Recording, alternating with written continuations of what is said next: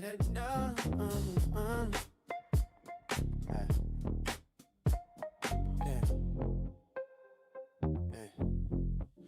wore chains, not of gold, but of steel. A small town cell where time won't heal. She wrote letters, sweet and brief, but her words stand out like a fading leaf. Double R goes hard on a broad. They say took her heart, swept her away. Was he wrong or was he right? He gave her new life in the dead of night. Ricky had swagger, a smooth talking flame, dice in his pocket, a death row chain. She wore a red dress, satin and lace. He spun around, put game in her face. Behind these bars, the world turns still, but freedom's price is a bitter pill. Yo. Double R goes hard on the road. They say took her heart, swept her away. Was he wrong or was he right? He gave her new life in the dead of night.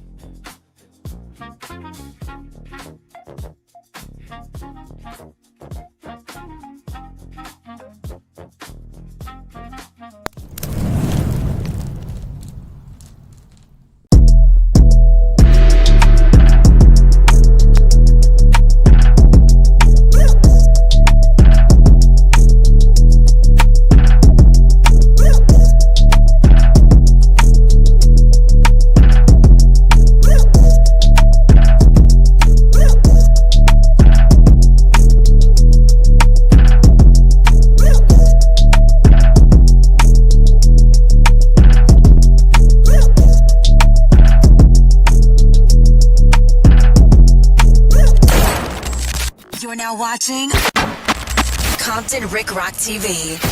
Let's get to the content.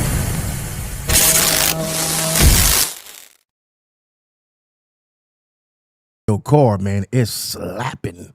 Yeah, that's one of them tracks, man. I remember when we made that track. I was in the studio and I told my producer, I said, look, we gonna put all 808 bass up in that. I want this to rattle the trunk. Y'all know I stay in one of them lowriders, so I gotta have that beat. And when we finished with that thing right there, I co-produced that track right there. Man, it was slapping. I couldn't put the video up here when I did my lyrics to it. They said it was too explicit, so that's why we never put the lyrics to none of that stuff on here. That was actually an accident. I already had that clip with me and the Lolo, added that music to it. The rest was history. But anyway, let's talk about this OG Gangsta situation that's been lingering around the internet for quite some time. And some of these stories been in the streets already. You know, so we're going to get down to it. We're going to let them tell their story. We're going to start all the way back with OG Turtle, rest in peace, Santanna Blocc, Compton, man. That's one of them neighborhoods in Compton. It's a lot of people over there. That's solid people over there, man. One of the original sets out of the CPT. Definitely one of those, you know, one of them ones. They one of the ones, man. We're going to get to this. We're going to check out Turtle. Then we're going to get to Gangsta. Then we're going to get to Melly Mel. We're going to see what's really going on with this controversy that's surrounding OG Gangsta. Everybody said he did some telling. What everybody on the internet said. That's like they said on the internet. Everybody on the internet said to the internet. They never address you in person. So when I hear somebody say something about me, it's like, man, they said it to you. They didn't say it to me. They said it to the internet. They didn't say it to me. So when you get on this internet, man, everything goes on here. Like I say, everybody trying to make some paper. But enough of talk, enough of this talking, man. Let's get to this clip. We gonna take y'all back to back in the days and show y'all how this stuff began. Let's get to it. The black gangs divide into two warring clans, the Crips and the Bloods or Pyrus. The leader of the Santanna Block Crips is 24, a drug peddler. He's been a gang member since he was 14. Kenneth Johnson, known as Turtle. How I started, I had just moved to California. And I was going to Roosevelt Junior High School. And a lot of bloods used to come up to the school and run them everybody home. You know, and I used to wonder, you know, what's happening? What they running everybody home for? Well, it's skating rain, partner. So, you know, I used to wonder what they running for. What's Crip? What's Pyru? So I go home. My buddies used to, you know, ask me what I'm doing coming from that way. You a Pyru? I say, no, man. And I get stopped on the other side of the street. They ask me if I'm a Crip. And I say, no, I don't know what you're talking about. So I was in the, you know, in the blind. I didn't know what was what. Till a couple of guys told me, you know, Pyru's over there, you know, Crips over here, you know. So I say, is that right? What's that? They say a gang, a street gang. You know, so me and my little brother, we didn't know, you know, we didn't know nothing. You know, we knew. So after a while, you know, we got to going along, you know, getting used to it. You know, so we started being in the street gang too. Crips. Crip. You know, I started doing what the Crip was. How does a guy get respect within the gang? Well, it's like this. When I didn't have no big brothers, and you know, like I used to have a fight in school, and I used to have to run home because they go with their big brother on me. So I started saying, you know, fuck that. I can't be running home. You know, because I get ran home, my mama make me fight. Because if I lose that fight, that means she gonna whoop my ass. So I had to win. That way, I wouldn't get two ass whoopings. Because if I get beat up, my mama gonna whoop my ass for losing the fight. So I started, you know, acting crazy, you know.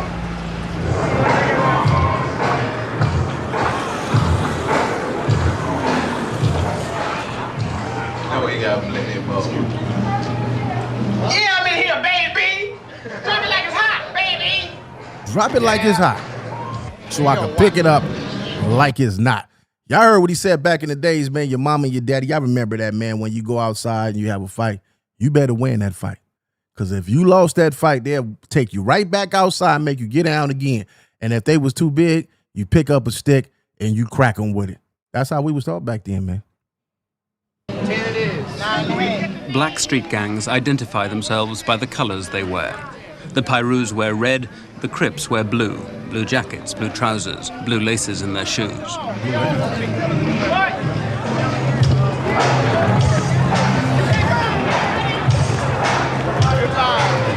Better thank God why you think the whole sky blue.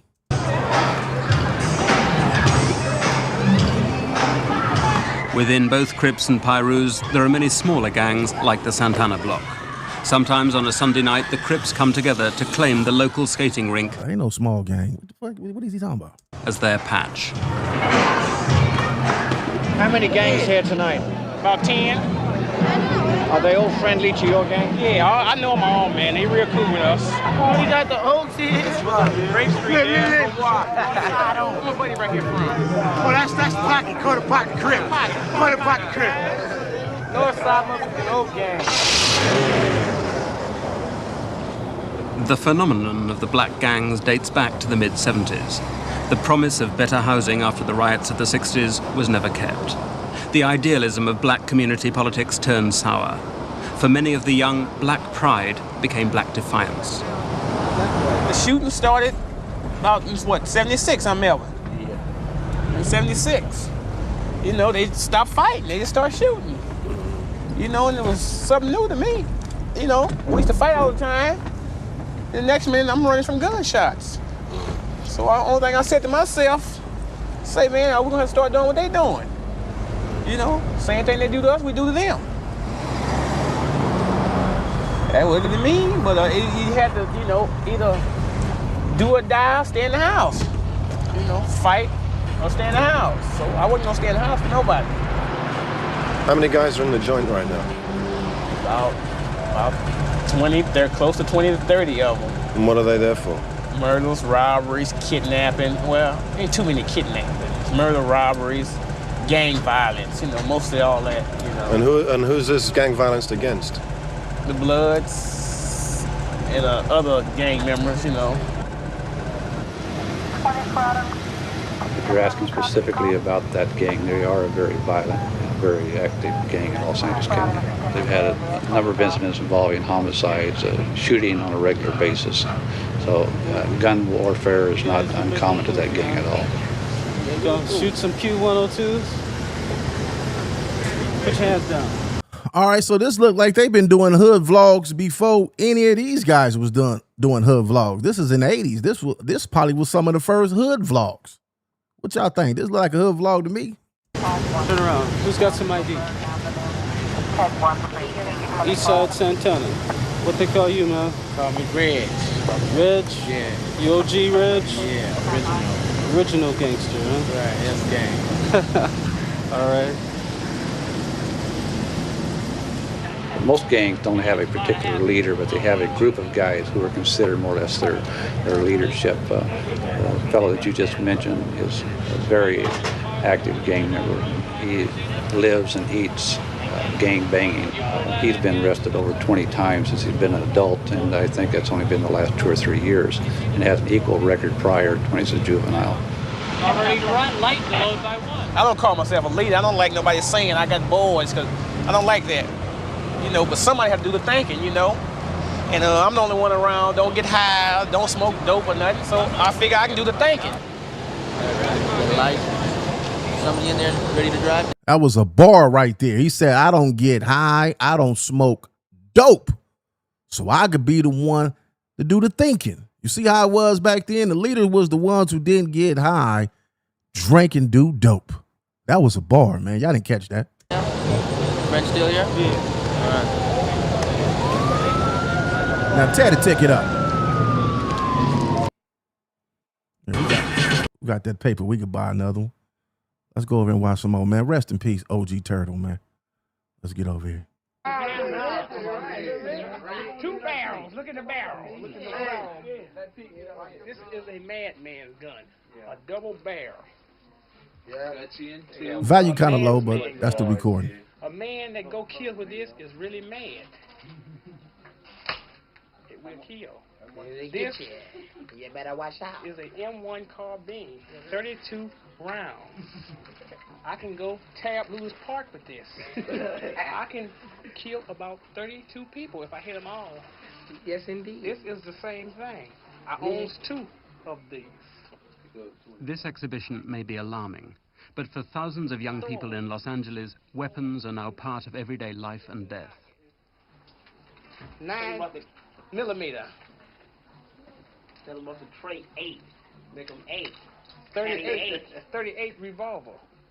It really hurts. I had 6 of them in me. It hurts real bad. Real bad. That's why right now I issue it out. Lord. Hey, them old dudes had a cold talk, man. I know some dudes that still talk like this to this day, man. Receiving, I ships it. Why do you need the weapons? Because guys don't fight anymore. They don't use the. We used to fight, but they don't do that anymore. Guns. All about shooting. Yeah, I heard, this was in the 80s. In the 80s, hey, man, ain't nobody fighting no more, man. It be these internet dudes that always talking about, let's get a squabble in. I be telling dudes, they be talking about, man, you's a coward. Man, ain't nobody out there. This been going on since the 80s, man. I know a lot of people in the ground right now that thought they was about to fight and die with their gun on them. Let's go get down. Get down. I got something to get down. Where you gonna get down? Right under that ground. Get them out. Get them off the game. And if you ever have to use them, a lot of time, many. But when another gang came, when they come to the home front, that's when we use them. Yes. And when they come shoot us, we go back and shoot them. Hey, look, hey, man. Cuts and bruises. Battle scars. Battle scars, man. Shot, I got stabbed, shot, and all that other. He got stabbed and shot, and this back in the 80s. The Black. All right, let's get out of here, man. The moral of this story, man, we going to get to it. I just want to show y'all some of their history, man.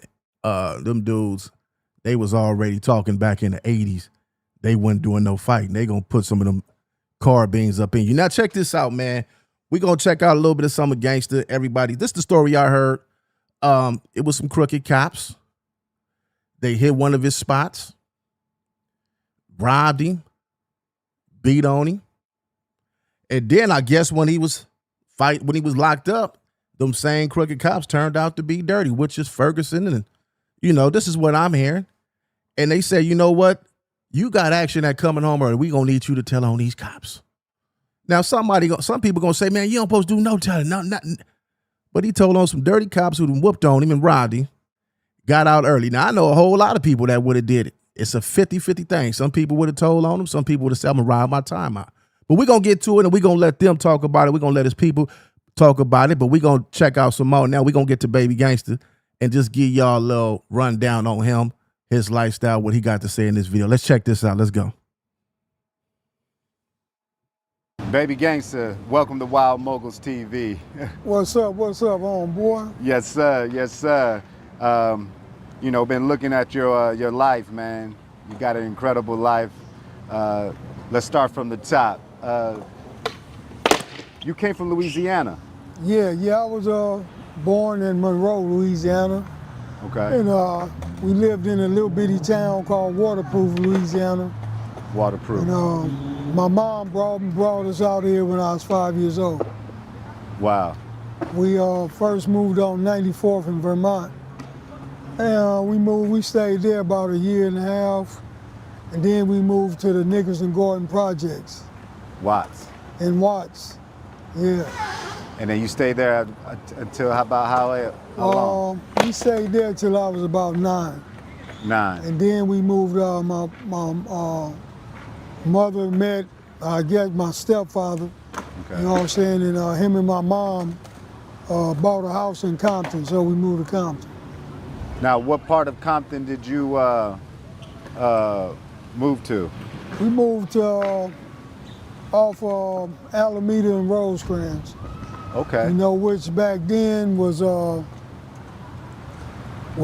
as Midtown Crip area. Okay. Yeah, I just learned about this. We had Melly Mel on the show, and he explained that Santanna Block was Oak Park businessmen and Midtown Crips, and they came together. Yeah. So what year was? Can you explain? Well, really, it's the homie Bullet, rest in peace.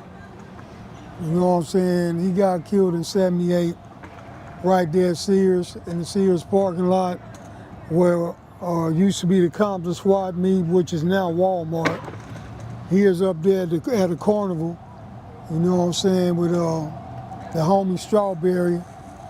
And they got into it with some Pyrus up there, and he ended up getting killed.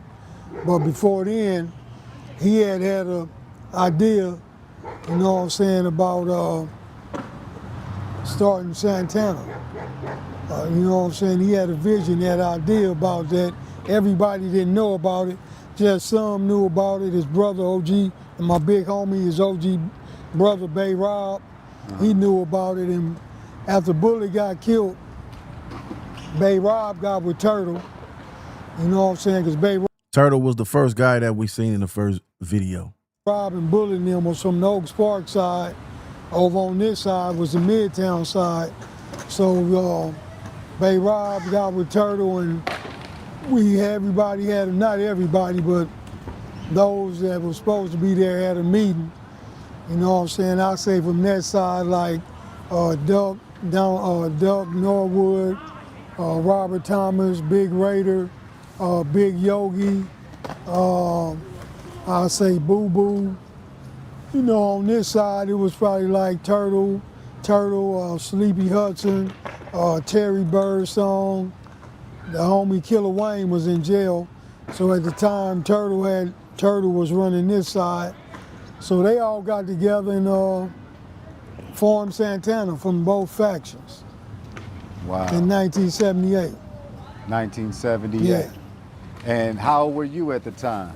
I think I was 15. 15. Yeah. So, and then did this happen? This happened after Tate got murdered, right? This happened after, yeah, after Kim Tate, AKA Bullet, got murdered. Okay. Yeah. And it was right after. Yeah.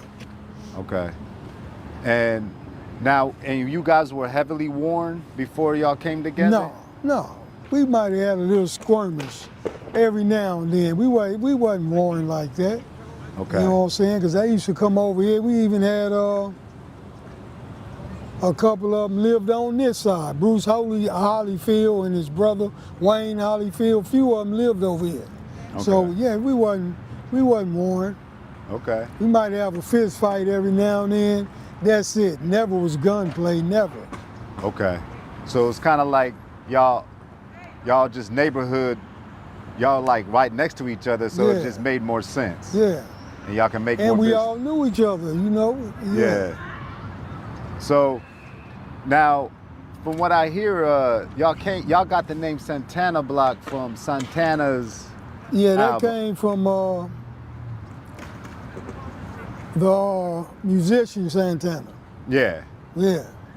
Carlos Santana, that's where it came from? Okay. And then the name came before the merger? Yeah.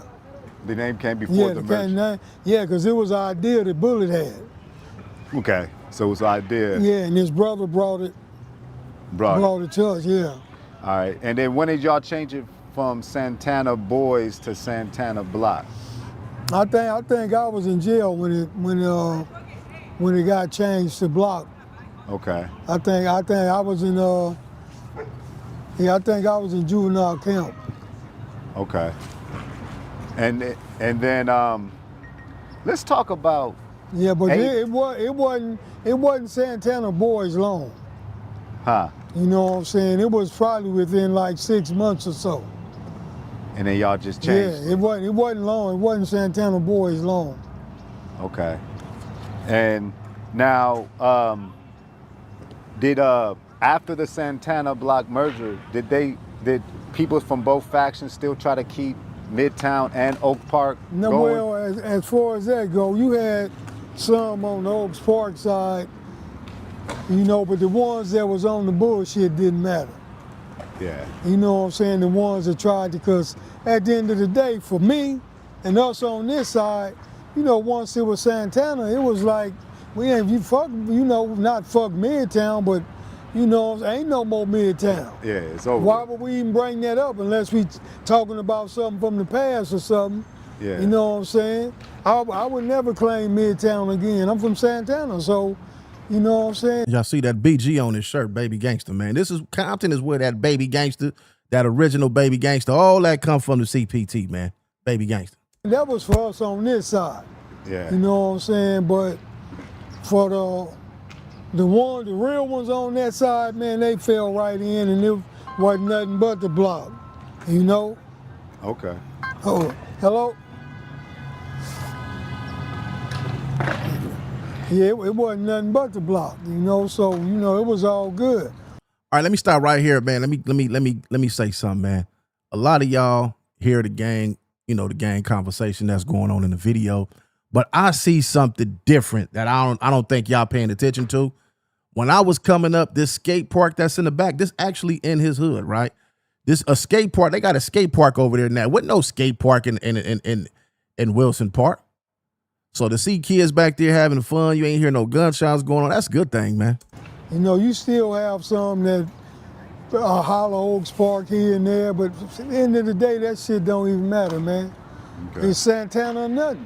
It's Santanna. If you want to be from Oaks Park, you should never start claiming Santanna.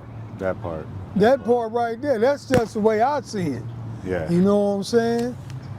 Explain Compton and like how it's broken down, the different, back in your days, what were the Blood and Crip gangs that were in Compton? Well, you know, basically all the same ones. Now, there's been a couple that's been added, but like on Rosecrans, we the only Crip gang on Rosecrans. Okay. On Rosecrans, you got the Mob Pyrus, you got Ludus Park Pyrus, which back in my day, the Mob was Ludus Park before they broke off. Okay. All that was Ludus Park. Okay. Then you got Elm Street Pyrus, which was Elm Lane back then. Okay. And then you got Treetop Pyrus, Fruittown Pyrus, West Side Pyrus, Cedar Block Pyrus, and then Campanella Park Pyrus. It's all on Rosecrans. Wow. You know what I'm saying? We the only ones, Crips on Rosecrans. All the other Crips is off Alondra. Wow. So that's like a mile away. It was heavy war. What's up, homies? It was heavy war. It was heavy war back in the day, huh? Oh, yeah. It was heavy, man. Huh. You know what I'm saying? Real heavy. Y'all come here, homie. What's going on? You know? What's up, baby? You good? Good. Yeah, I'm good, baby. I'm good. To this day, he still get love in the block. Right now, over there, he got a program going with the kids where he over there helping the youth. They got a nice little youth program over there teaching kids about gangs and things like that. Something positive, man. A lot of people don't even give back to their communities, man. A lot of people haven't helped nobody in their communities, man. A lot of people cause more destruction than anything in their community. I commend any grown man that's giving back and helping the youth. That's just me. I do. Yes, sir. So, man, 80s, can you explain, like, 80s gangbanging in Compton for the people who wasn't here, man? Well, shit, 70s and 80s. 70s, you know what I'm saying? Because, man, it was a little shooting, but it was a whole lot of fighting, man.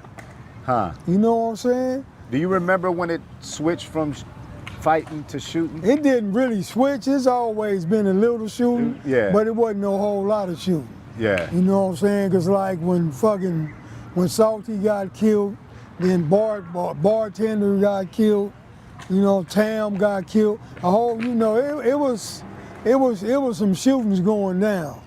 You know what I'm saying? But for the most part, it wouldn't be nothing for us to be driving down the street and, you know, see some Pyrus in red, and we should pull right up on them, jump out the car, and start squabbling.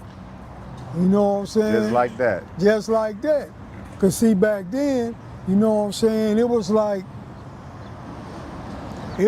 a blood and Crip thing. You know what I'm saying? Back then, Yeah. It don't matter if we was in Pasadena or Inglewood. Back then, you had to be a down Pyro. You had to be down because it was more Crips than it was Pyrus. It was more Crip sets than it was Pyrus. So to be a Pyro back then, you had to be hard. Now they let anybody for the numbers. It's all this stuff now. I'm not going to agree with saying the streets is dead because you hear people, gang banging is dead. It's over with. No, it ain't. It's dead for you. It's over with for you. But you're going to still have fools that's going to still come up, still get in this vicious cycle of knocking each other down. It's a poison. It's a disease in the ghetto, man. A lot of people need mental help. We think that some people they need help. But at the same time, to be a Pyro back then, you had to be hardcore. LA or whatever it was, anything in red, it was on. It was on. You know, because nowadays you might have some Crips on the east side, like, oh, we don't got no beef with them Bloods on the west side. They Bloods. How you don't have beef? Yeah. Or the Bloods will say the same thing. We ain't got no beef with them Crips. They Crip. That's where it started from. Yeah. You know, it's just different now. So. And how do I know? Because I grew up in Fruittown, Pyro. That's how I know. Got the best of both worlds when it comes to this. But back then, did y'all have Crip on Crip? No, hell no. That didn't happen? No. That didn't start in Compton to really, it was one beef in Compton between Palmer Block and Southside. Other than that, it wasn't no beef.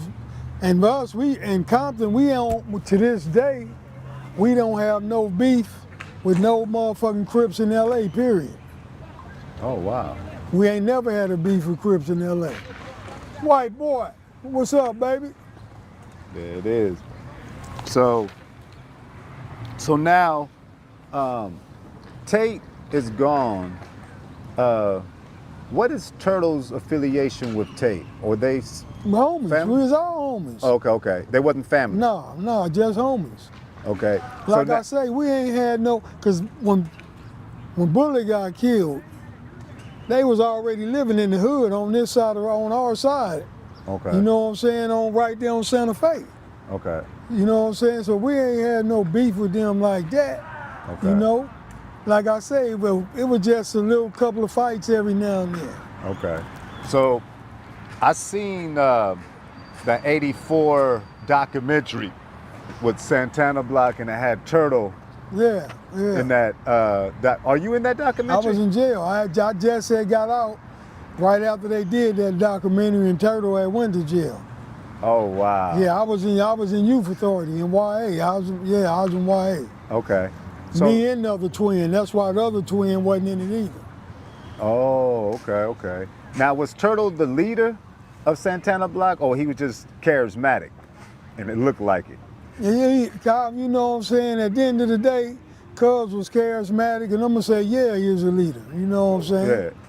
You know, and that was my big homie, but it was what it was. Yeah. Yeah. And he was he was a star, man. He had that perm, and he was talking all that shit. That was my hey man. Turtle gave me my name. Oh wow. You know what I'm saying? Because in the beginning I called myself Gangsta Fred. You know what I'm saying? But it was another fool came. The other homie came over here from Linwood and started claiming the hood, named Fred Benson, and his name he called himself Gangsta Fred, but he was older than me. Oh. You know what I'm saying? So they wanted me to change my name. And I was like, fuck that, I ain't changed, that's my motherfucking name. You know, and then, you know, T Turtle pulled me to the side, be like, don't even trip, little homie. You know, I got something even better for you. We gonna call you Baby Gangsta. I thought about it. I'm like, okay, fuck it. You know, I can go for that.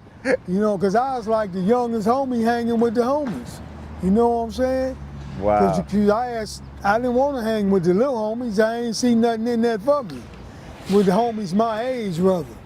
You know what I'm saying? So, you know what I'm saying? I had saw. If I'm not mistaken, I think he was the first one with that name, Baby Gangsta. If I'm not mistaken. Hanging with shit for Turtle, I started hanging with Turtle now. Wow. And so you was right Turtle up gave under me her. that name. So Turtle gave you that name? Yeah. I mean, that's official. Yeah. So I also heard on in some of your conversations that Reggie White Sr. wasn't a bad dude to y'all. No, Reggie White Sr. was, man, I'm gonna tell you, he wasn't, if he catch you dirty, you going to jail like any police, homie. Yeah. You know. And Reggie Wright Sr. is my cousin's baby daddy. That's my cousin's father. This is how small Compton is. Everybody in Compton, everybody back then, it was all, you had police department, fire department from the city of Compton, went to the school in Compton. The guy that y'all see right now, Lil Reggie, that be on TV, on the YouTube, that's his son, his sisters is my cousins. Ain't that crazy? Y'all didn't know that? I'm saying, but you know, he wasn't no asshole. He ain't just fuck with you or try to fuck over you to fuck over you. Yeah. You know, and y'all, like I said, one time he helped me out.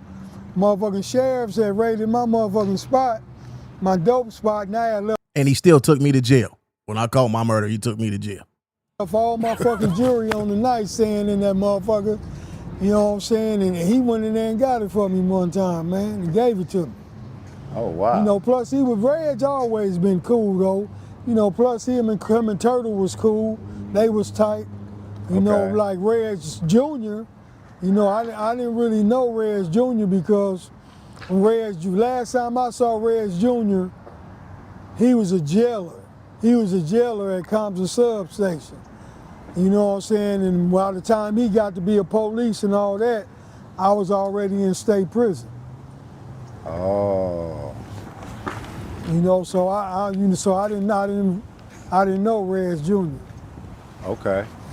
And then you went in '85 and you did a long bid, huh? Well, I got locked up in '85 for a murder at Hanson Dam out in the valley in Pacoima. I ended up getting 13 years. I ended up doing 7.5. You know what I'm saying? But you know, the murder that I went for, I didn't do it. Okay. You know what I'm saying? One of the homies did it. I was there. You know what I'm saying? But it was at a picnic at a park. Everybody at the motherfucking park know I ain't the one that did it. Yeah. You know what I'm saying? But you know, police some dirty motherfuckers, man. Oh, I can imagine. You know what I'm saying? They took me down, took me down to the station. They caught us on the freeway. We was on our way back home. Pulled me over, took me and the homie to jail and told me straight up, we know you didn't do it, just tell us who did it and we gonna let you walk out of here. I'm like, I don't know what the fuck to tell you because I don't know nothing. Yeah. You know what I'm saying? Motherfucker told me, well, you gonna ride it then. I'm like, oh well, I'm gonna ride it. You know what I'm saying? And you know, the homie had sent me word like, you want me to turn myself in, I will. I'm like, homie, this all in the game, homie. I got caught up, I was there. You know what I'm saying? No, I got this. You know what I'm saying? Fuck it. Even though I was fighting the first-degree murder, you know what I'm saying? And they was full of shit on that anyway for even charging me with first degree. First degree is something that you plan. Yeah. You know what I'm saying? I would have to plan to go there to kill him. I ain't even know him. And I ain't even one did it. So I said, fuck it, and went to trial, man. And they had like 3-4 motherfuckers from the valley, came in that motherfucker line, talking about they saw me pull the trigger. Some fool named Tony King, what was it? Tony King, George Harris, and 2 more motherfuckers, man. But all of them had cases. You know what I'm saying? And you know, they got deals and got off, you know, but they fucked over me. They know the DAR, everybody, even the Compton police, everybody know I didn't do this shit. You know, but that's just how dirty motherfucking some of these police are, man. Now, in this bid, this is when you started the Compton Crip Riders? Yeah, we was in So CC Riders, man, that's when all the Compton Crips became one. CC Riders, man. If they would have kept that together, oh man. 4800, you know what I'm saying? That was a Crip module where they put all the Crips at. Can you imagine no Compton Crips beefing with each other? They would have all stayed together.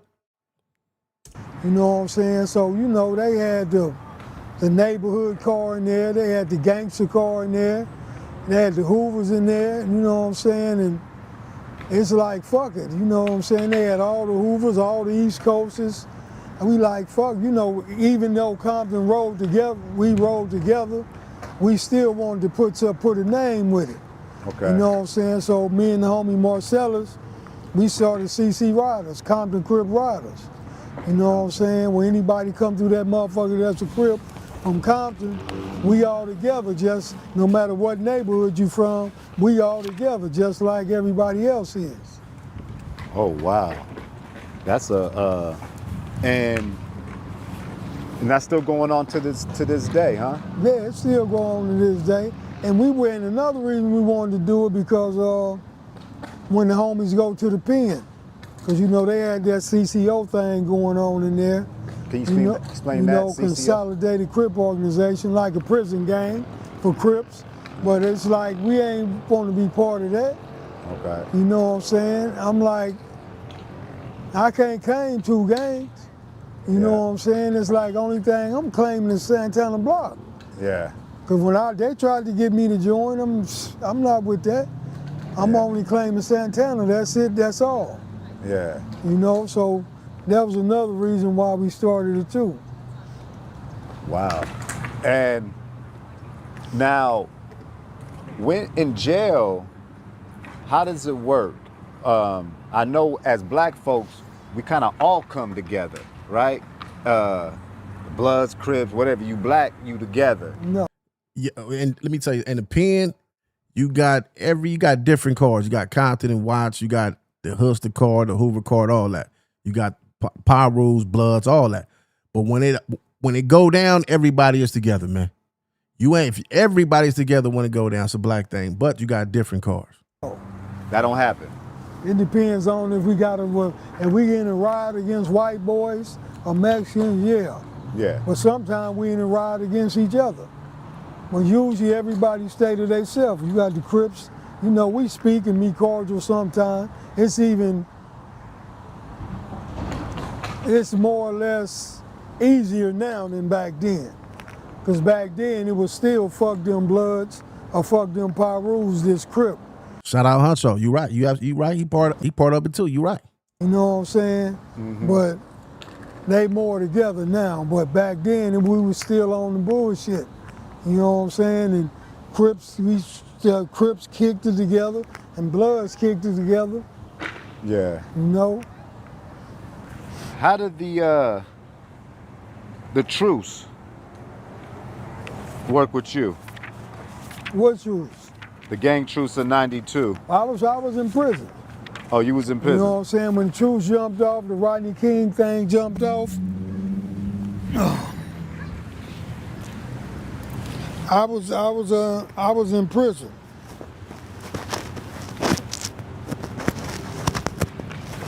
So when did Crip walking come into? Man, Crip walking been in play, man. I don't know when it came in play, but I know that I was Crip walking in junior high school, man. You know, Crip. Anything with that walking on it came from Crips, man. And everybody else imitated it. Crip walking started it all. Walking been out a long time. Oh, for Crip real? walking came out in the 70s. Oh, wow. Yeah, that ain't nothing new. We been Crip walking. The Blood Walkers was new. You know what I'm saying? I think they started doing the Blood Walk like in the 90s or something. But Crip walk been out since the 70s. Now, you know what neighborhood did it first? It came from L.A. Came from LA? Yeah. Everything came from L.A. All the Crippin' came from L.A. Then it came to Compton, Watts, all that. Now, how about lowriders? Where did lowriders, is lowrider an LA thing? What you say? Is lowriding an LA thing? No, low riding is a black thing, period. Okay. You know what I'm saying? It ain't got nothing to do with LA County. It's just low riding was a black thing, man. You know, a lot of people think, you know what I'm saying, that the Mexicans started low riding, you know what I'm saying, but at the end of the day, you know, they think that because a Lowrider magazine. See, when Lowrider magazine came out, they was racist as a motherfucker. They wouldn't put blacks in the magazine, no, you know what I'm saying, period. It was just all Mexicans. So when the magazine circulated all over the country, so all people saw was Mexicans that wasn't in California, so they figured, oh, it's a Mexican thing. You know what I'm saying? But blacks been doing this shit forever. With the hydraulics as well? Yeah. I heard they used to put bricks in the back to make it Yeah, look. yeah, to lower it. Before the hydraulics, you know what I'm saying? Yeah. Was you doing that? No, but not by the time I came around, it was hydraulics already. By the time because I started low riding in '78. Okay. So it was already hydraulics. Now, who was the person in the city that was like you had to go to get your low done? Well, we used to go to LA. Okay. You know what I'm saying? Or we could. Ain't no bloods looking for me. The internet is looking for me. You know why? Because I'm the guy who get the numbers on the internet. You supposed to talk about me. I love when people talk about me on the internet. As if I talk about them. Like I said, that they tell the internet that. They ain't never said it to me. Ain't nobody coming in my face saying nothing. They load their camera up and tell what they got to say about me to the internet. We go to Otis.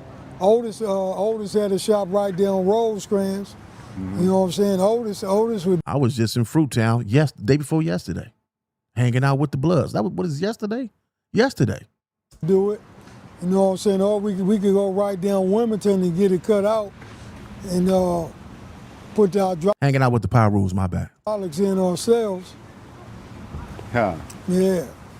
And now, the Santanna block got Mexican members? Yeah, we got Mexican members, yeah. You know, the first Mexican member that was from, that claimed Santanna was my homie Juju. Juju. Yeah. And then there's a dude named Pete, right? Yeah, Pete, he is another Mexican homie that hung with my little brother. Okay. Yeah. And I heard you say we got the homie Rabbit. Yeah. You know what I'm saying? Rabbit. I don't care who started low riding. Blacks, Mexicans, whites, Japan, Australia, everybody. I got a low rider I'm building right now. Y'all gonna see in a few more. Y'all gonna see it. I love it. I don't care. I thank whoever built. I want to congratulate whoever came up with low riding. Because, man, when I tell you, listen, man, I ain't never had a Mexican female holler at me in my life until I pulled up in them 6'4" Chevys, my hard top 6'4" Chevy. I pulled up at the light one time, and the Hispanic lady looked at me. I'm up in there banging that dog pound, and I look at her, and she said, I should be in the car with you. I looked around. I'm like, Yeah, you right. And then when I got my convertible 64, the same exact thing happened. Man, I love low ride, man. I didn't have sex in all of them. I done had about 15 of them. I love it. Rabbit was a hog. Yeah. And you said, can you explain the first original lowriders? What was it, a bum, Chevys, Mazdas? No, I say all the original lowriders was bums, Chevys, Rivieras, and Mazdas. Like Japanese Mazda? No, Mazda, the little Mazda, like you don't know what a Mazda is? Heck no. How you spell it? Yeah. And this is a lowrider legend right here. I don't care what nobody on this internet saying. When he passed away, that's going to be the biggest lowrider funeral that you ever seen in your life. Trust it. This dude right here put this stuff on the map, man. The Majestics, this guy right here is one of the guys who put this stuff on the map. You know, and the same way they spell it, yeah, the Mazda. Oh, wow. Him, Tweet, OG Tweet, them some more, man. You know what I'm saying? It's another name for it, though, too. Shout out all the car clubs, man. Southsiders, shout out I love low riding. I love low riding. Low riding is what helped me. I'm going to tell y'all something. Low rider is what made me. I don't have beef with Mexicans, homie. I had a Mexican homie in the hood. Yeah, Big Mike and all them was in the hood cutting cars. Webb and all, Anthony Webb and all them. But when I came home, they wasn't cutting cars at the time. It was a dude in the hood. And when I went and spent time with him with this lowrider stuff, cutting these cars when I got to jail, that right there, that's what made me like, ain't no color line with none of this stuff when it comes to this lowrider. You got Bloods, Crips, Pyrus. That's probably one activity where everybody is mingling and getting along. Ain't no gang banging up in that. Motorcycle clubs too. Damn. But them the four original lowriders. Wasn't no Cadillacs, wasn't no Cutlasses, Regals, none of it. Yeah, you know, them four right there, the bums, the Chevys, the bums, the Chevys, the Rivieras, and the Mazdas. Wow. Yeah, them the four original lowriders. Now, can you give us, because you're from that era, and you know, we didn't hear about some of these characters growing up, and I just want to hear from your perspective, what was the, the lowdown on these people. Tookie Williams. Yeah, I only met Tookie one time. Okay. You know, he had came in the hood and was fucking with my homie Killer Wayne, my OG homie. He used to run the neighborhood before Turtle. You know what I'm saying? If it wasn't for him, wouldn't be us, none of us. You know what I'm saying? And his wife, he got to answer this. You got to answer that. Yeah, you know, Tookie was a beast, man. He was right there. I had seen him plenty of times, but I only actually met him to where I was like, "What's up, cuz?" and woo woo. One time, and that was right around the corner on Willow. But because Tookie was running Bob Simmons' Boys Home. Okay. Right there on Santa Fe and Pine, the Red House. Okay. You know what I'm saying? So he was running the Red House. You know what I'm saying? But Tookie was a beast, man. Some loved him, some didn't. You know what I'm saying? But you know, at the end of the day, Tookie wasn't no big influence on us. Yeah. Because we had our homie Killer Wayne. Okay. You know what I'm saying? The Killer Wayne and the homie Killer Bray, you know what I'm saying? And they used to call Killer Wayne Ali. Because Killer Wayne had them hands like Muhammad Ali. Ali, like that. And their motto was, we fight big boys only. You know what I'm saying? So we had our own people over here that we looked up to. Yeah. Everybody knew about Took. Okay. You know what I'm saying? Just like Mac Thomas. You know what I'm saying? And so just like Raymond Washington. You know what I'm saying? But we in Compton, so when it come to Compton, you know, around this motherfucker, we looked up to Killer Wayne. Wow. Now how about Eazy-E? Oh, that was a homie. You know, I used to sell dope to Easy before I got locked up in '85. Before the rap shit.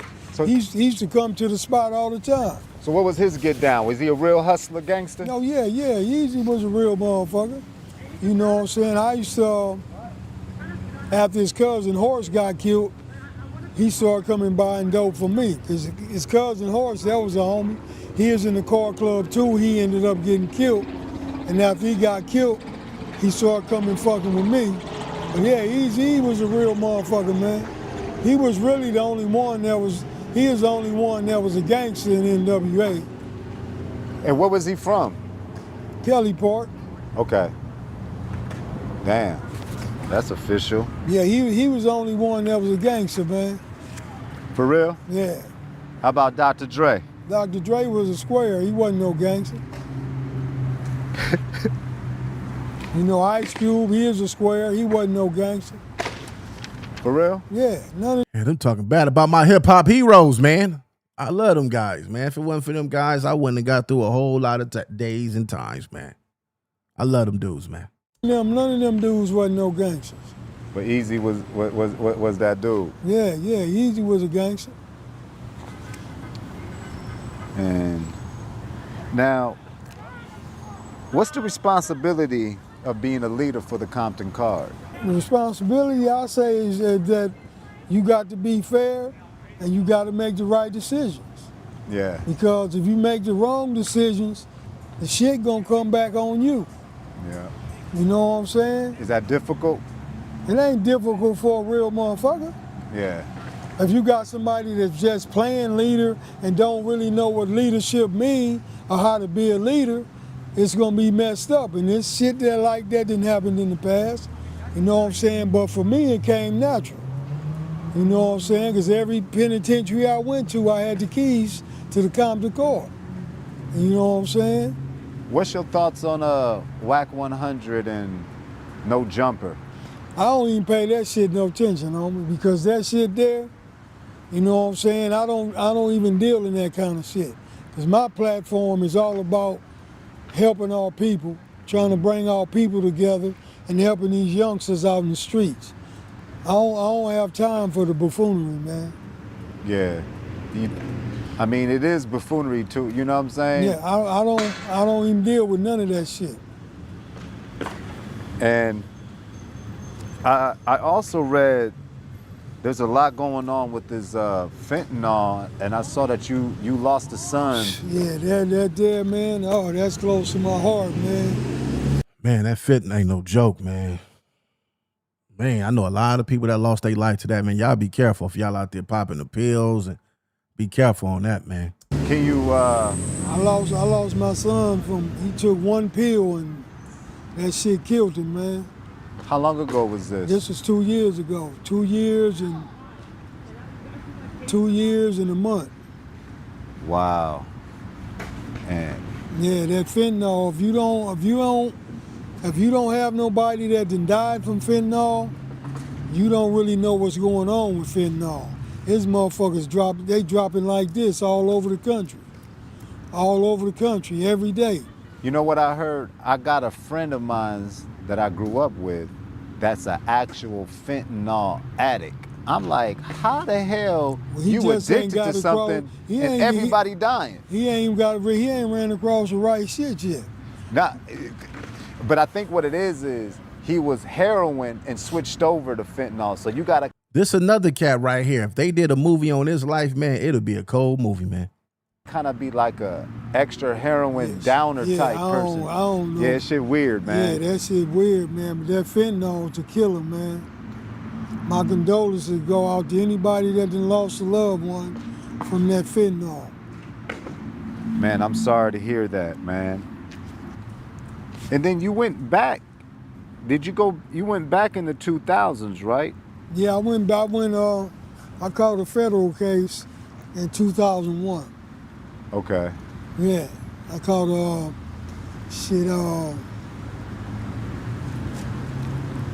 was like a 25-man indictment case. I was at the top of the indictment. And they got me for distribution. How many people snitched on you? None. None? No. Not as far as that was on my case. Other motherfuckers outside, like 2 motherfuckers I know snitched on me. You know what I'm saying? One fool, because I had a pager shop too. You know, this one fool that I used to sell dope to, named Kevin Taylor. You know what I'm saying? He was He had a pager shop too, but I used to sell him kilos of cocaine too. And he got caught up cloning some phones. You know, back then, Yeah. you know what I'm saying, cloning them phones and shit. He got caught up cloning some phones and lied and told the police, like he had some people coming from Chicago to buy some dope, buy 5 kilos, right? Yeah. He actually had the people buy the 5 kilos, but they didn't get them from me. But he lied to the feds and told the feds that the people got them from me. Oh, wow. You know what I'm saying? Yeah. And the people got caught on the way back to Chicago, and they used that to get the wiretap on me. Wow. You know what I'm saying? And then how long did they give you for that? Shit, out there, I was under investigation 3 years. Wow. You know what I'm saying? I ended up getting 20 years. You know what I'm saying? But I ended up going back to court, and they took 7 years off, and I ended up doing 11 and a half years in the feds. What do you see like a connection between your case and, not a connection, but do you see similarities in your case with what Big U's going through? Nah, Big U ain't really got no case, man. All they really got him for is pressuring motherfuckers out some money.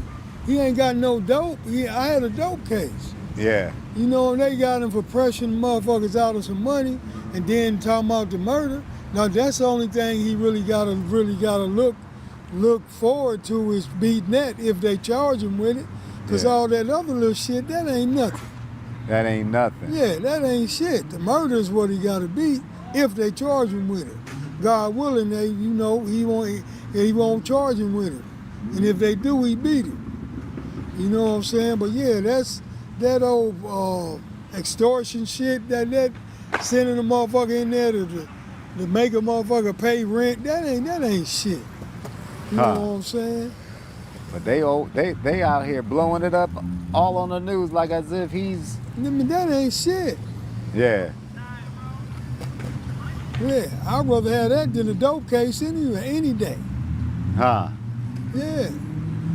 Well, man, that's a positive thing because everybody seemed like they going in on Big U. Man, he ain't even got a RICO case, man. It's all about the money. It's all about the money. All this stuff about a YouTube check, man. Ain't no RICO case. That ain't no RICO? Man, come on. They using RICO man, they know that RICO shit is for mafia. For real, for real. Yeah. Ain't nobody, these brothers ain't out here moving like that. They ain't sending motherfuckers to kill and knock motherfuckers off. That RICO shit that was made for the mafia, man. Yeah. You know what I'm saying? Now they using it to get brothers off the street. See, ain't no more locking one person up no more. They get everybody now. This is the way to get us off the street so they could take over this city like they've been doing, putting all these stadiums up. You know what I'm saying? That's why they doing all this stuff, man. They want to get us up out these areas, man, so they could build them back up. They tired of their houses burning down and sliding down like that fire that we just seen out here last year? They trying to get back to this flat land. They need us out the way. And we doing a good job of getting us out the way, man. All we do is hate on each other, talk down on each other, go unalive each other. You know what I'm saying? Sometimes when a person get disrespectful, I think what needs to happen, the streets gonna take care of the streets. Let's just say that. But they really want us up out these spots, man. They just give him up like that case in Atlanta with Young Thug. That ain't no fucking RICO. That little bullshit they was doing wasn't no RICO. That was a state RICO. It wasn't RICO though. Yeah. See how Puffy they beat the RICO?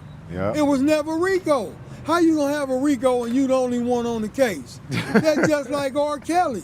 How you give R. Kelly a RICO and he the only one on the case? You can't have a RICO with one person, man. You can't. These fucking DAs just throw shit in the water and the judge just go along with that shit, man. It was some bullshit. Bullshit. You know, but I'm gonna tell you, when I was in jail, man, that's when I turned my life around, man. You know what I'm saying? Because I already knew that I wasn't coming home selling no more drugs, because I realized what the drugs had did to our community and to our people, and I regretted that shit, man.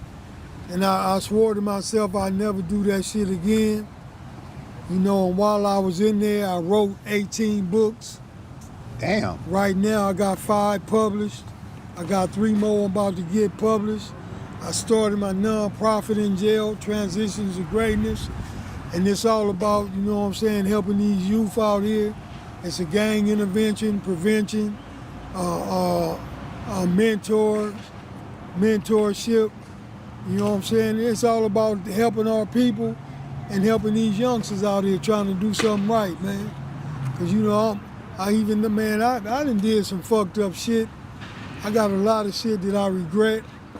You know what I'm saying? I know I can't level it all the way off, but I'm just doing what I can do, man. Oh, glory and praise to God.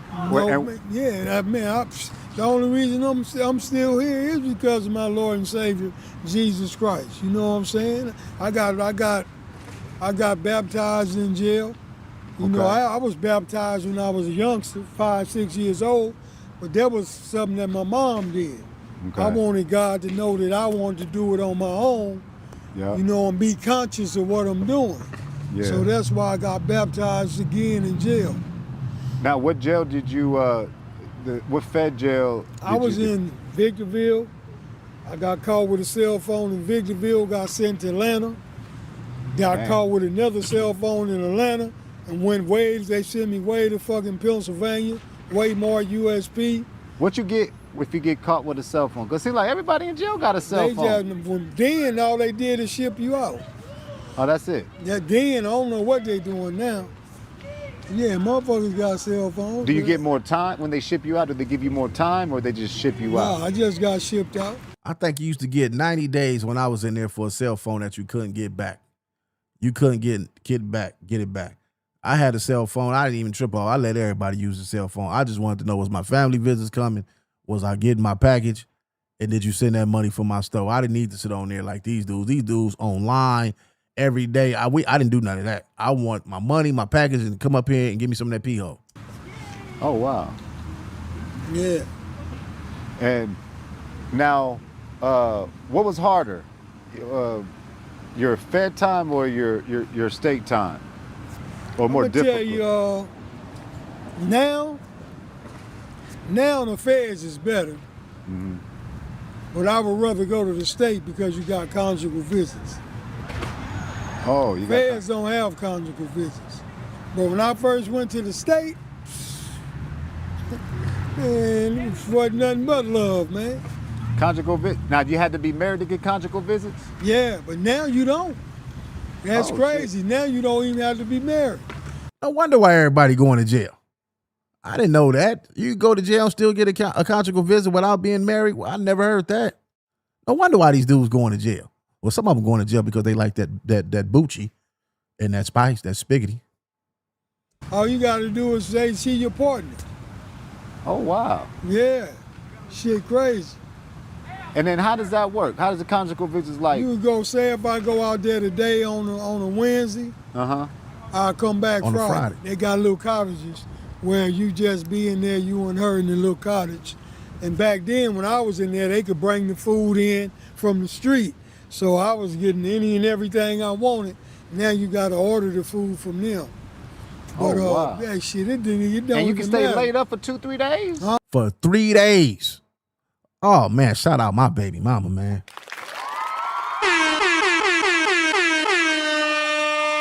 Well, she used to come up there and put that thing on your boy.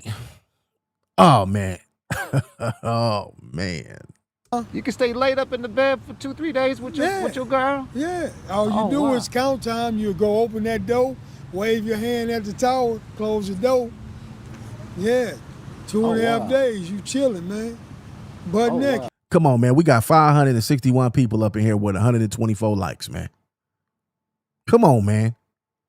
Help the channel out, y'all. Man, come on, man. I mess with y'all, man. Without y'all, wouldn't be no me, man. Get them likes up, man. Hit that subscribe button if you ain't subscribed.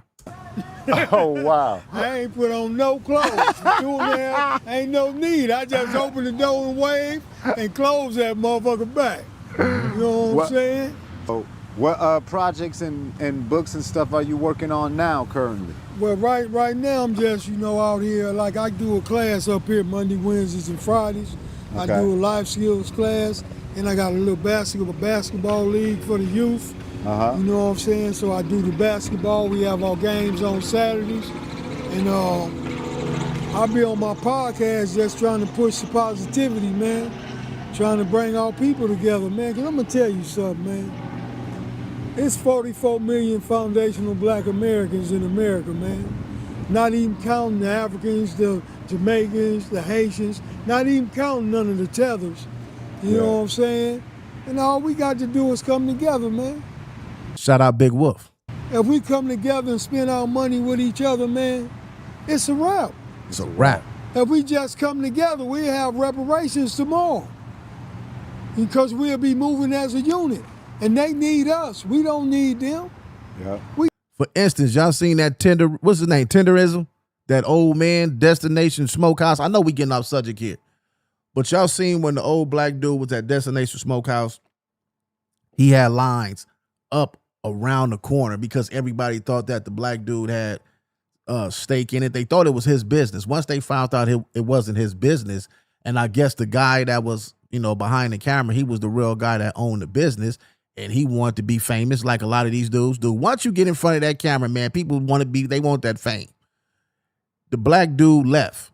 Once he left, I'm gonna do a live on that. I'm gonna do a couple more lives. Once that black dude left, they just showed somebody down there the other day. Lines is gone. The thing is empty. You know what I'm saying? So yeah, man, a lot of these people, man, they need our money, man. If we spent money with each other, man, we'd be on. We got all these different races in our neighborhood. Shout out for the super chat. I'm gonna go spend that. I'm gonna take somebody on a date with that. Thank you for that $2. Neighborhoods with all these, you ain't gonna go in the white neighborhoods and see these nail shops and liquor stores on every corner and motherfucking little donut shops and Chinese food place. All this shit in our neighborhood, liquor store. I ain't went through one white neighborhood and seen a liquor store, man. I'm going to drive through Beverly Hills tomorrow. We're going to see is he telling the truth. I'm going to drive through Beverly Hills. I'm going to drive through down Melrose. I'm going to drive through all these places, and we're going to see if they got a liquor store on every corner in Beverly Hills. Yeah, that part.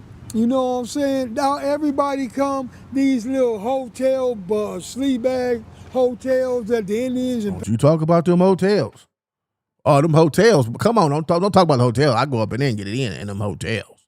That's why it's called hotel. Y'all go in there and get some hotel. Pakistanians and all these 7-Elevens and all. Man, if we come together, man, we making them rich. How you think they living? Yeah. They living off of us, man. In every community that we in, man. If we spend our money with each other, they ass will be starving, man. Everybody sit back, man, and watch us and pray that we don't never have sense enough to come together. That part. Everybody depend on us being separated, man.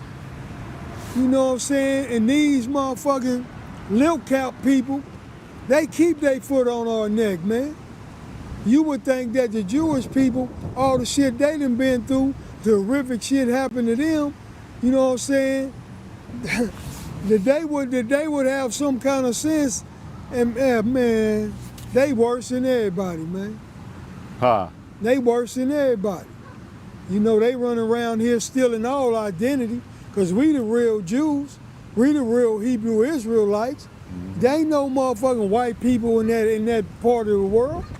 And before they did the Suez Canal, that was part of Africa. You know what I'm saying? But you mean the Middle East. Ain't no fucking Middle East. Middle East is Africa too. You know what I'm saying? They all that shit over there is Africa, man. You know what I'm saying? We done invented damn near everything that's been invented. Between us and the ancient Egyptian Egypt. Egyptians, man. The black Egyptians.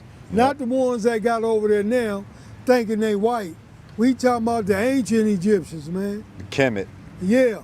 Where motherfucking Rome and motherfucking Greece went to learn everything and went back acting like they invented it. You know, if we did everything, homie. That part. We invented we them people, man. That's what I be trying to get our people to see, man. Our people don't see that because they'll do anything and sell out for $1. Our people, and I don't want to talk bad. I ain't gonna say all of us, but a lot of us sell out for $1, man. Turn on each other for $1. $1. A piece of paper. Something that you can't even take to the cemetery with you, man. Ain't nobody on this earth like us, but everybody came from us. You know, and slowly but surely, people opening their eyes up, man, because America ain't gonna never tell the truth, homie. They have never told the truth, and they damn sure ain't gonna start telling the truth now.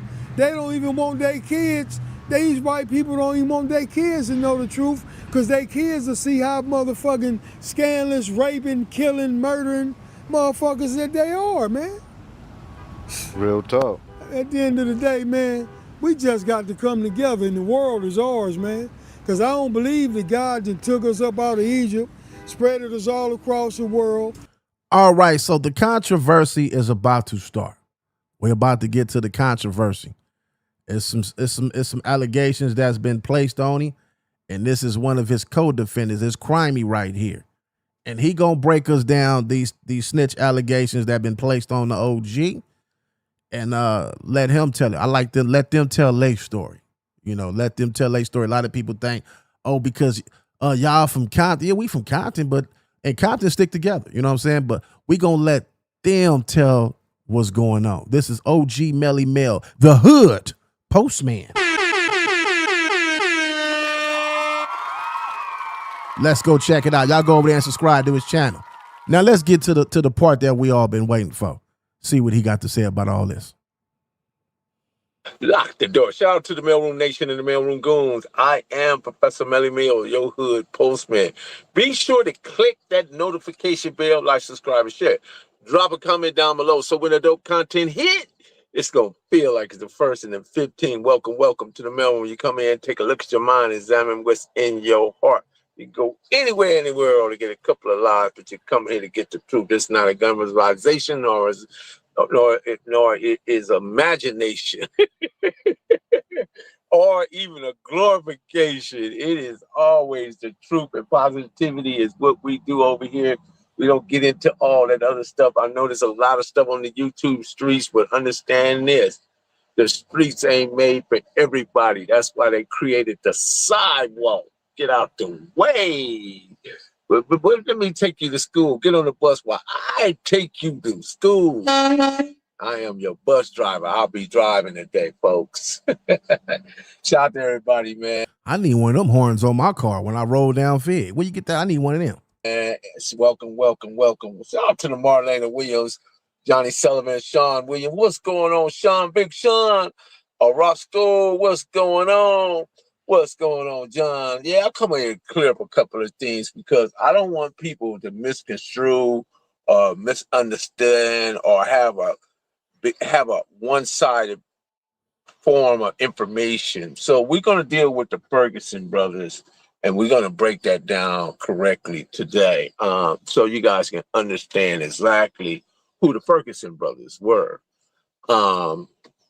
And we got to do that. We got to get into this content because I see certain things on there, and I usually don't get into all this stuff because that's really not my area, my space.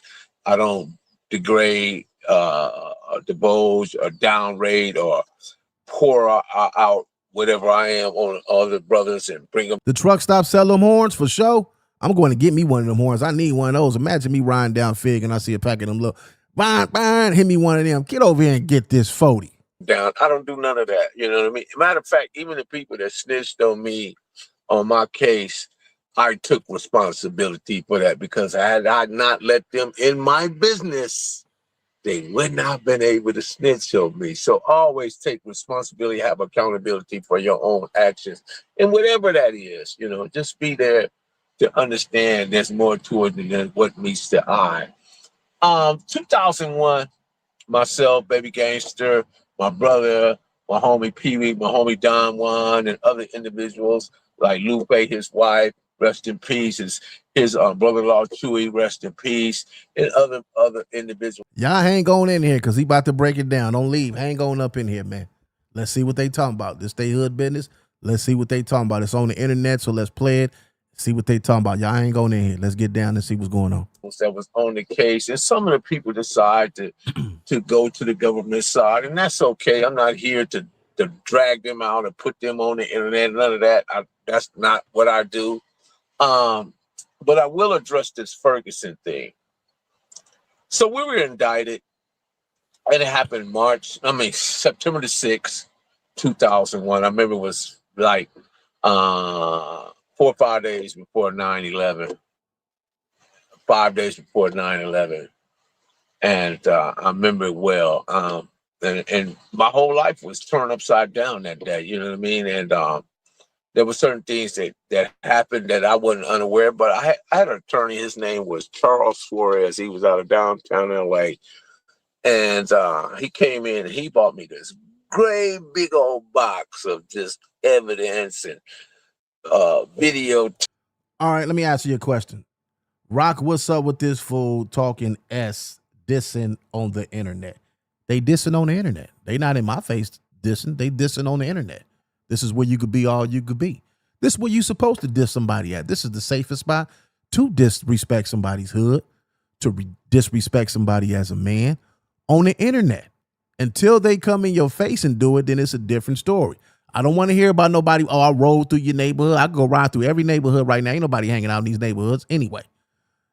Until somebody come in your face as a man and have something to say in your face, I look at everything as promotion on this internet. Say my name, I'm going to ignore you. I ain't got nothing to say to you because it ain't making me no paper. But as long as you talk about my name, your people going to go over and say, who is he talking about? Let me go to this channel. And when they see how fly it is over here, how play it is over here, you didn't send me some more money. Wiretap information where people were saying this and saying that. I had the whole thing. I probably was the only one on the case that had the entire case. With that being said, we were all indicted that day, along with I think it was Sammy Green and some other people like Kenny Kingpin. He's on the internet. It was about 25, 26 of us and 25, 27. Two big indictments put into one courtroom. What they did, they shepherded us in the courtroom. They took us to the Linwood station over there in Linwood and booked us all in. And then when we came out to CBS News and Channel 5 News and they say duck your head and all that. I ain't ducking nothing. Whatever people see, that's what it is. What I'm hiding for. Y'all got me. I'm here. All right. So, but anyway, took us to MDC LA where we met up with the what's the guy name? He was out of Venice Shoreline. Something head.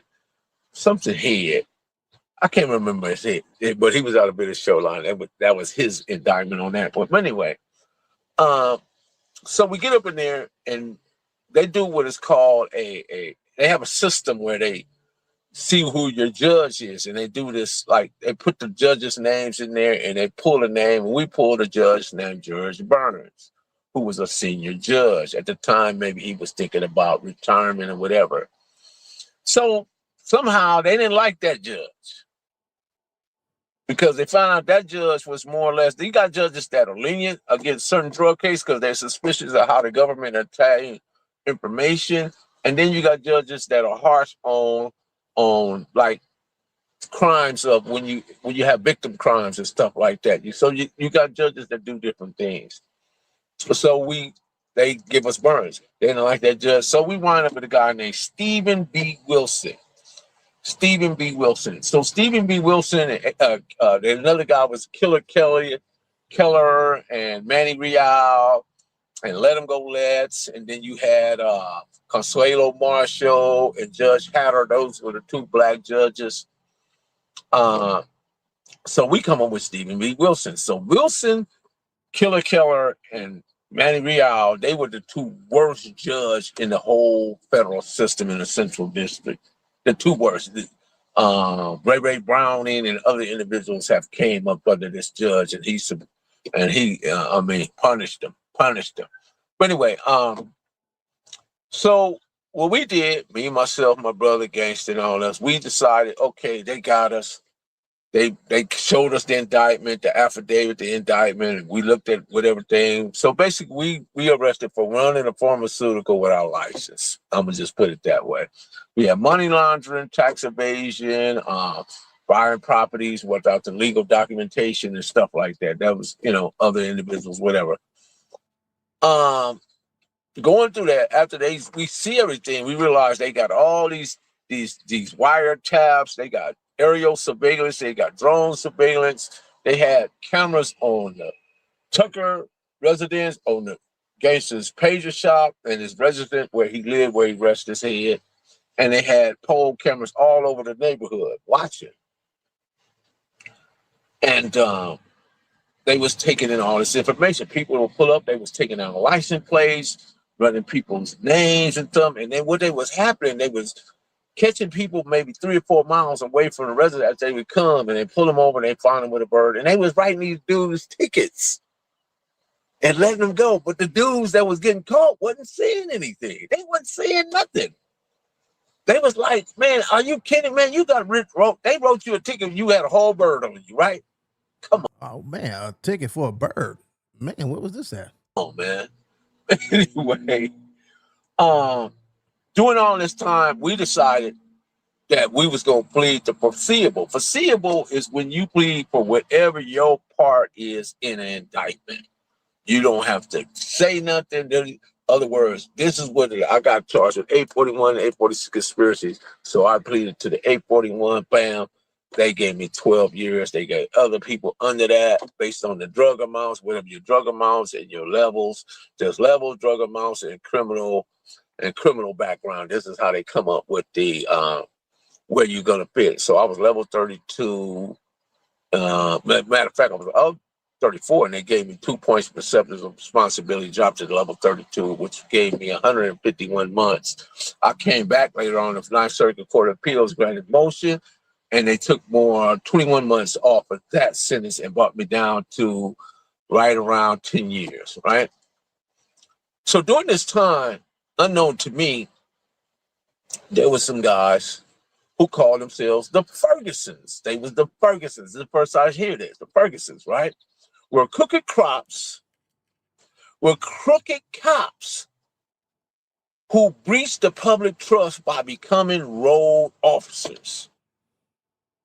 And when they became road officers, they engaged in robbery, kidnap, torture, and all kind of, they would literally find potential drug dealers, go to their residence under the color of authority, which is a violation of your civil rights, color of authority. In other words, they violated their oath of authority.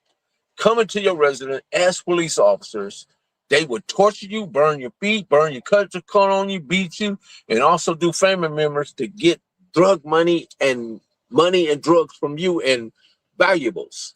I couldn't have been a drug dealer. I couldn't have been a drug dealer, because if they would have tortured me and burnt my, hey, look, you ain't even got to do all that. The dope is over there in the corner, man. Get it and get on up out of here, man. If they was dirty cops, man, take it over there and get on up out of here, man. You got to stop torturing me, man.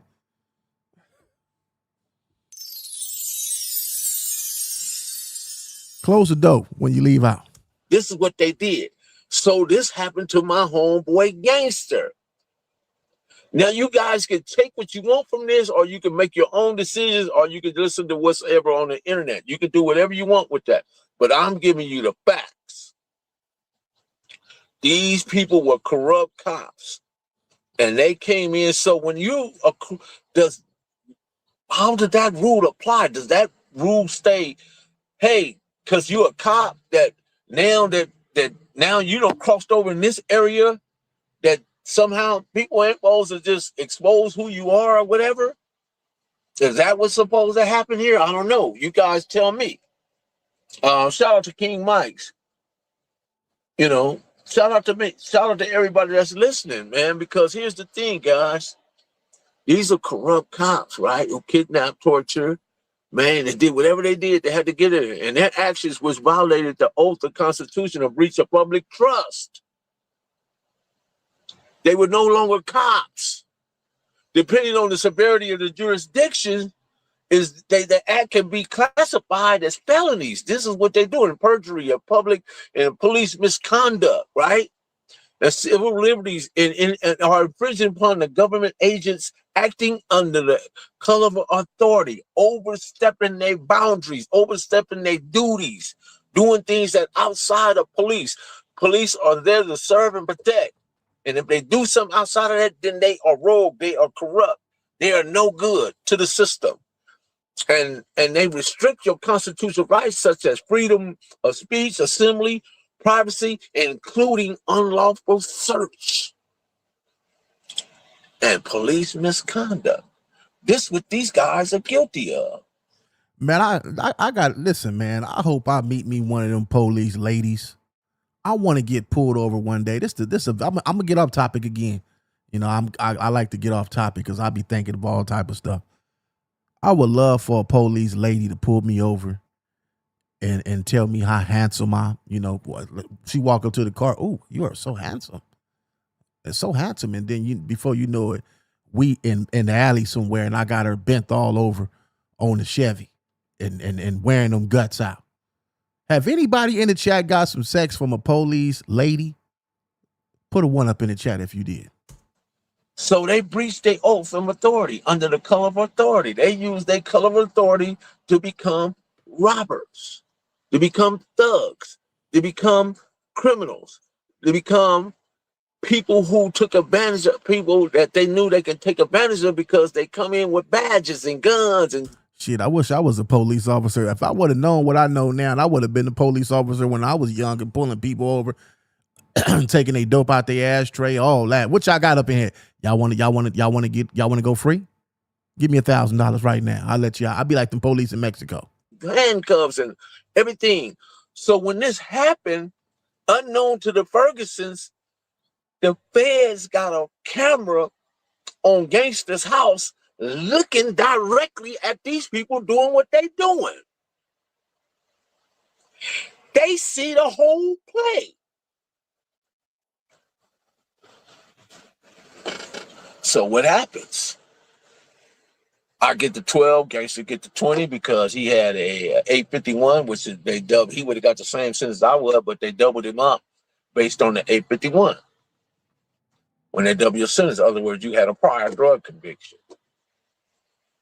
So other people got lesser time and so everybody, pleaded out, whatever. So Gangsta was cool with his 20.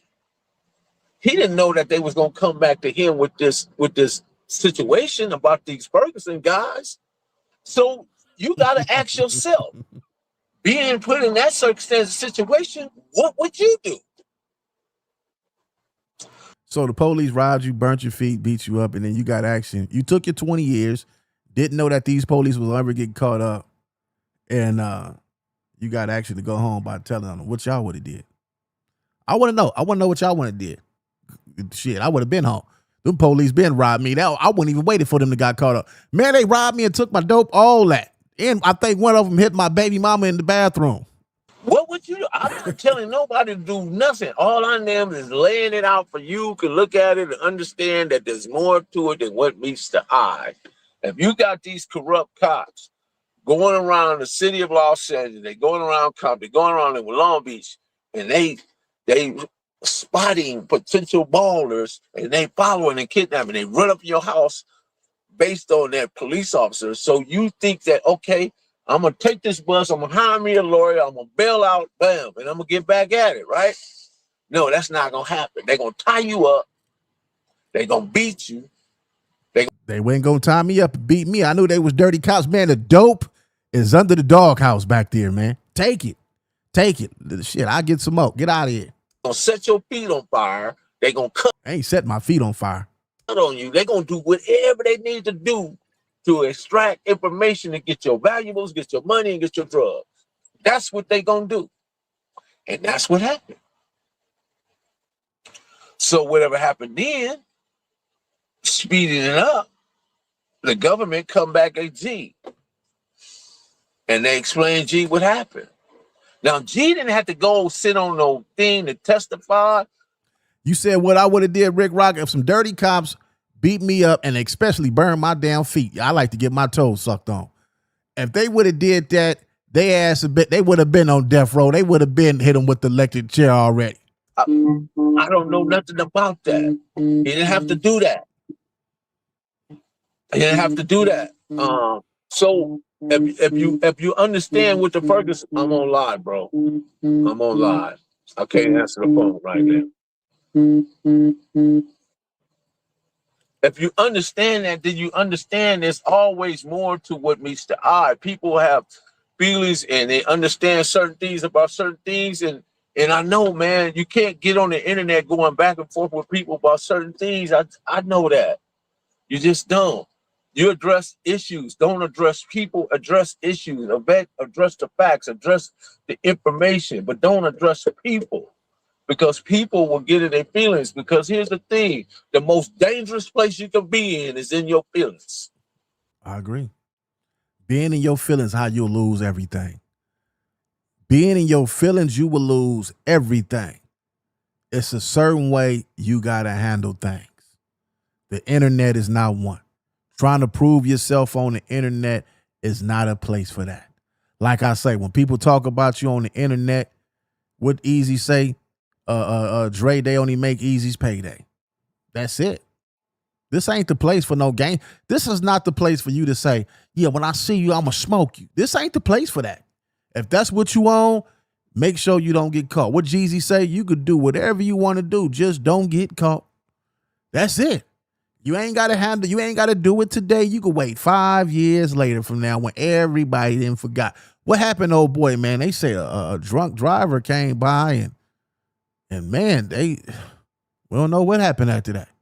Anything, you know what I'm saying? So this internet is dangerous and vicious. When they talk about me, I get money. I love it. I'm building me another lowrider off of this. And I promise y'all, I'm going to have sex in the backseat. Well, all these followers I got, I know it's going to be somebody's girlfriend.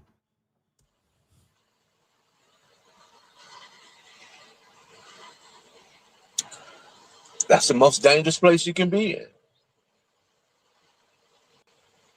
Everybody going to have a different opinion about everything. Now, some people going to say, oh, man. You just heard what he said. He told on the dirty police. Didn't you just hear it? If you go back and rewind it a little bit, you'll hear it. And that's telling. Some people going to say, no, that's not, man. The police violated. They did what they did. They're going to look at it differently, man. And I can't help that. I can't, you know what I mean? That's my loved one. That's my homie. And I, you know, I'm not going against him on that. I'm not. You know, and certain people, they're going to go against it. They're going to say this and that. But, you know, whatever this guy did or that guy did, that's on them. Again, guys, it's called accountability. It's called accountability. If somebody tell on you or whatever, you got to take responsibility because I'm not going to lie. I'm going to keep it a buck. I'm a reaction channel. I'm not in the streets doing nothing. Every time I see this content on this internet, boy, I'm going to run it up. I don't care what's going on, and I don't care about none of that, man. There's some real, very important things. They got wars going on right now. I don't really too much care, but man, y'all show put a dollar in the player pocket. Y'all show know how to keep a player paid, man. You let that individual in your business. Simple as that. You know, and I know people gonna find a way to whittle, grind, and try to maneuver it, make this favor what their commentary is, and that's fine. I don't have no more to say about it. I just don't. I'm not gonna go back and forth with anybody, and whatever they feel about it, that's fine. That's cool. I don't have nothing else to say about it. If y'all was smart, y'all go get a camera crew right now while all this attention going on and do y'all a movie. I'll go do me some series, some YouTube movies. I act all this stuff out. I turn this into some, I'm a hustler. I'm going to turn this into some money. They said, what? They got my name buzzing like that? I'm popping like that? Man, let me go get me a camera crew, man, with some of them red cameras, some of them good Coke lenses. And we get some lights, get a sound, man. We gonna put the script together and we gonna do some movies off this. We gonna get paid. I'm gonna get paid off this. And when I get paid, I get that bankroll. See, I know how to play a little bit different. A lot of y'all be thinking violence. I would get in your girlfriend DM and I would get her nails done. I get her hair done. I drop some groceries off for the kids, and I make sure I got the meta glasses on, and I be putting a hump in her back like a Halloween cat. You gotta know how to get to their heart. You gotta hit somebody in their heart. You gotta go crack their girl. You gotta crack somebody's girlfriend. When somebody talk about you, you gotta get their girlfriend and hump on them real good. And if you really want to get them back, the ones that really love them, put a baby up in them. But I do know this, is that I was on the case. I saw everything. I saw all the evidence. I saw how the Fergusons did. I said everything they did. What people don't know, the Fergusons were some very corrupt people, man. And they went around torturing. Come on, man. We got 484 people up in here. We got 200 likes. Come on, man. Y'all, we got some people that's in here peeking. Come on, even if you peeking, even if you a hater, even if you don't like me, hit that like button, hit that subscribe button. Come on, man. You over here peeking. What you peeking for, man? You peeking and you ain't speaking. Shout out to the chat. Shout out to everybody in the chat, man. Y'all hit that like button. And kidnapping and hurting people. And they was police officers. That's just what they did. And they got hammered by the federal government.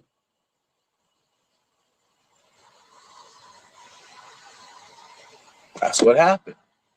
So whatever you take from that or whatever you conclude from that is what you conclude, you know? We ain't heard none of these dudes, excuse me. We ain't heard none of these dudes talk about the Epstein files. Not one. We ain't heard nobody on here talk about it. I ain't talked about it either. I'm one of them. We need to talk. It's a whole lot of important stuff that's going on in the world right now, man. And we still worrying about who did what to John, who did what to Steve, who got caught stealing money out their mama purse, who got caught walking out the dope house with dope in their hand by the police. We talking about the wrong stuff. It's some stuff going on in the world right now, man. In California, I just seen they talking about hitting us with some drones. It's some stuff going on in the world right now, man. And we on here worrying about the wrong stuff. And I hope y'all keep on doing it so I can get paid. Hello. I'm trying to buy me one of them bunkers. And at the end of the day, we all got responsibility. We all responsible for our own disposition, you know? Whatever life you have, you created with your own two hands. You are responsible for your own disposition. There's always duality. That's yes and no, up and down, him and her. There's always opposites, you know? And we can't get caught up in that, you know, because here's the thing. I don't think the internet was the purpose that it's being used for. I don't think that's what it was meant to be. I just don't think that. I know people do what they want to do, and they put some of the stuff on the internet. You know, you got Crip back over there being exploited, done wrong. You know, I see the man over there. Oh, man, Crip Mac hit me the other day. Crip Mac wanted me to go to No Jumper with him yesterday. I believe it was yesterday, but I was handling some business. He wanted me to go. Shout out Crip Mac, man. Crip Mac, I think that he's going to be all right. After seeing him yesterday, I think he's going. Well, I FaceTime. We FaceTime each other. Shout out Crip Mac, man. Who knows, man? One day we might put some comedy together. We might do something together, man. Crip Mac, he definitely, reached out to the Rock, man. Shout out Crip Mac. It's treating him, sex playing him, and doing all these different things. He got to, you know, and not comedy skits. I'm past that. Short films. I'm telling y'all gonna see.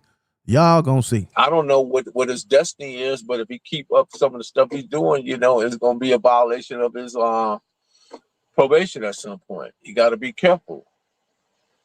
You know, the Adam 22, man. You got to understand, man. All right, man. Shout out to Hood Post, man. I'm gonna get up out of here. I guess you already done broke down your point, man. What do y'all think about all this, man? At the end of the day, man, everybody got their own life to live.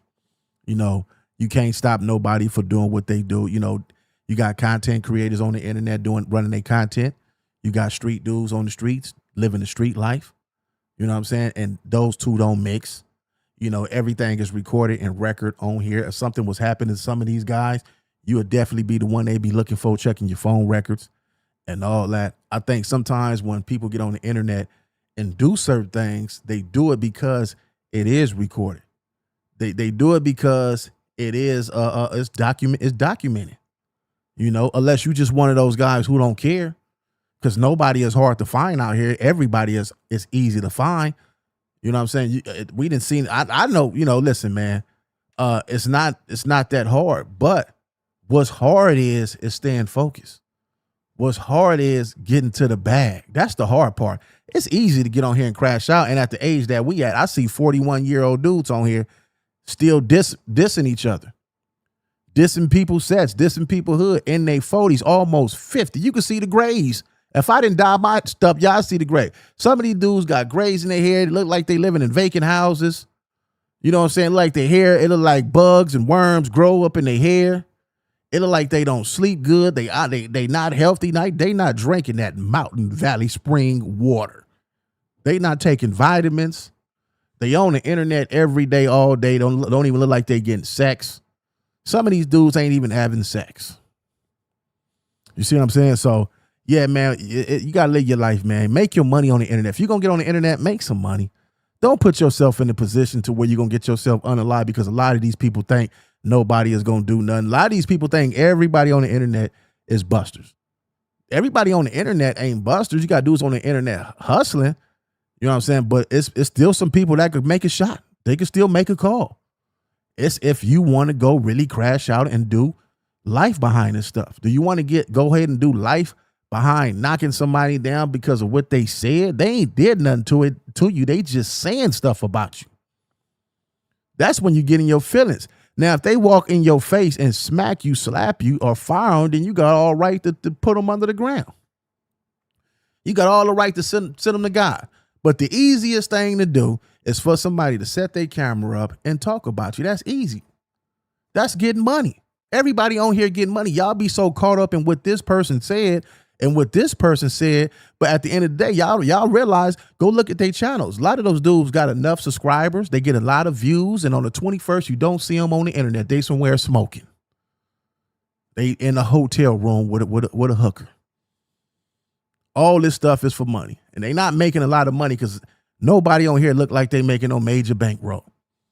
I ain't seen one person on the internet look like they make a major bankroll. Half of these people I see on here, if I was walking down the street and I was still in the street selling drugs, I'm trying to sell them a rock. But some of them look like straight dope fiends, man. Toe up, dope fiends, like they ain't took their medication. Man, these guys on here is hustling and playing a lot of y'all, man. Anyway, man, it's Compton Rick Robert, Compton Rick Rock TV. I'll catch all of y'all on the next one.